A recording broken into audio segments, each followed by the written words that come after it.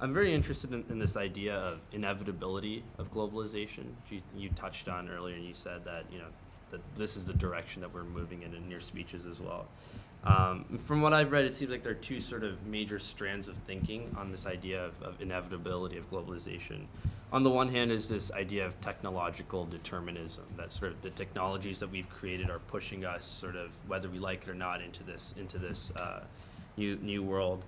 The other perspective, though, is that globalization is the direct result of actions by government leaders and also by people, thus, in representative governments that allow for the breaking down of borders and boundaries, economic and otherwise. And I think it's a pretty interesting dichotomy, these two perspectives, because the second perspective means that it's also that people can reverse globalization as well if they see that it's not working in their best interest. So my question to you is, how do you sort of view this concept of inevitability of globalization, given the ebbs and flows that we've had in this process, not just in the last century, but even if you look at Nayan Chanda's book in a long sort of span of history, and given are the threats of terrorism and what we see today, and what some would argue the over interconnection of economies,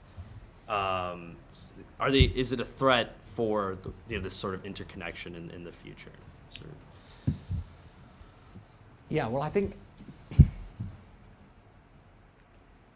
how would I put this? I mean, sounds like an oxymoron, but I would say that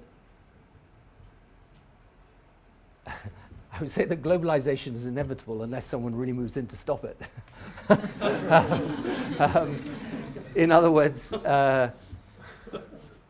I think there is a process of globalization, the chief characteristic of which is fast-moving change that pushes people together.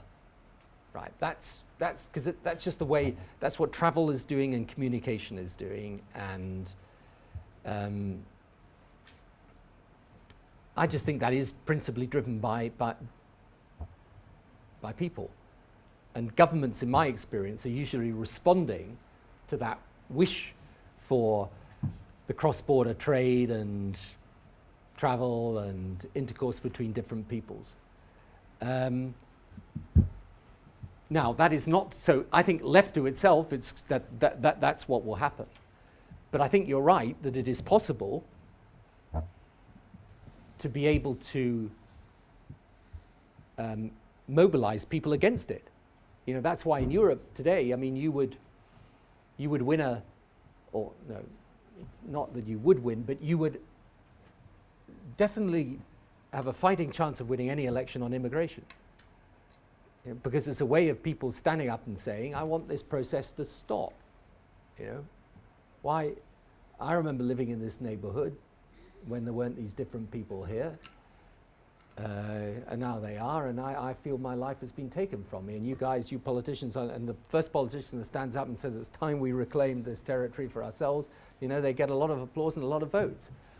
So I think it's possible, and it's possible then for religious culture also and faith to play a part in pulling people away from that.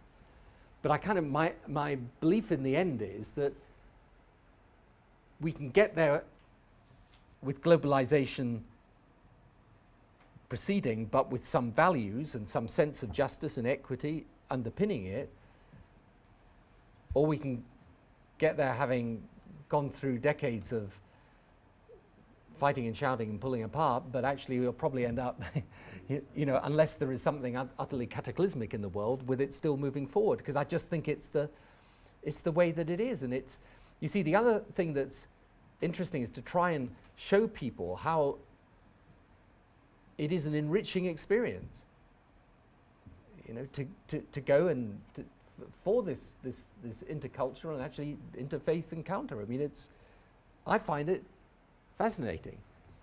I think it's something that people in the end would welcome the opportunity to do. That's why I think this process, in a sense, that the impulses are inevitable. I guess it's always possible, though, that you could have someone who tries to stop it. And you're right also, incidentally, in that the very interconnectedness, and this is why we've got to try and resolve these questions, makes it vulnerable. You know, the reason the economic system of the world is vulnerable today is it operates through confidence globally. You know, but would we prefer to be without it? No, probably, if we were rational.